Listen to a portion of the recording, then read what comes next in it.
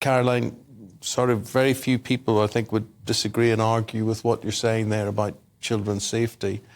I suppose the problem is, as soon as you start ring-fencing children, they become used by these migrant masters, these people who are organising the boats, and they become some sort of trading piece in all of this. Is that not a fear for you? Yes, it is a fear, and we certainly heard that argument from the Immigration Minister when he appeared in front of the Select Committee. He was very concerned that were you to say children should not be removed to Rwanda, it would in effect create a trade in children, so every single migrant would find a child to bring with them. Look, I think the committee's view very strongly is that detention centres are no place for children.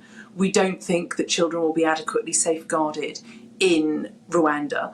And our big concern is the clash of legislation, as it were, with the Children's Act running hard into the new illegal migration bill, where there was simply be a conflict between the duty we have to look after children and the government imposing a duty upon itself to remove people to Rwanda.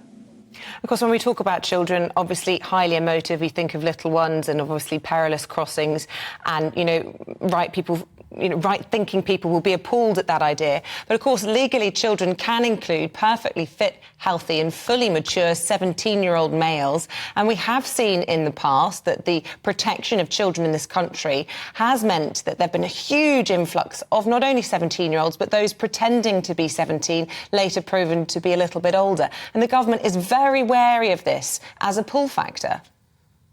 I think these are two really distinct and important issues. So first and foremost, I absolutely support the Home Office in having rigorous age verification checks on those who might be late teenagers. And I think it's important that we do establish people's ages correctly.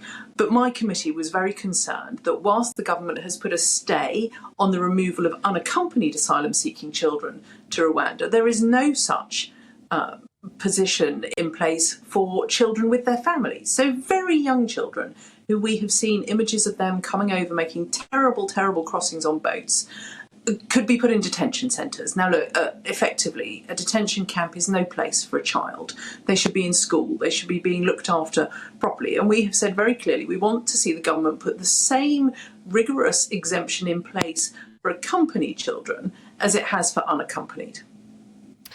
And we're sitting just sort of digesting what you're saying there, and through your humanity, of course, you're making a difficult situation even more complex and more difficult. And then we get to the point, which I think it's your committee that has priced this at £169,000 per migrant to send them to Rwanda.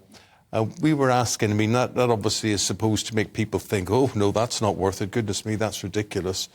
But there might be a lot of people in the country who would say, if it stops the boats, then yes, pay it. So it's not my committee, it's the Home Office themselves that has indicated that they think that the figure is £169,000 per migrant. Look, my committee was looking very specifically at people with protected characteristics, vulnerable women, children, disabled people, LGBTQ people. There is a quite legitimate argument to be had, which clearly the Home Office is now trying to investigate, as to whether the Rwanda scheme is value for money. I would look at it at the moment with a plane having been chartered that took off with nobody on board it, with the extensive costs that there have been fighting this through the court, in addition to the millions of pounds handed over to Rwanda for not one single migrant to go there, and say, well, the Home Office is right to be asking whether this will act as a deterrent. In order to make it value for money, it has to be deterring 40% of people seeking to make a crossing.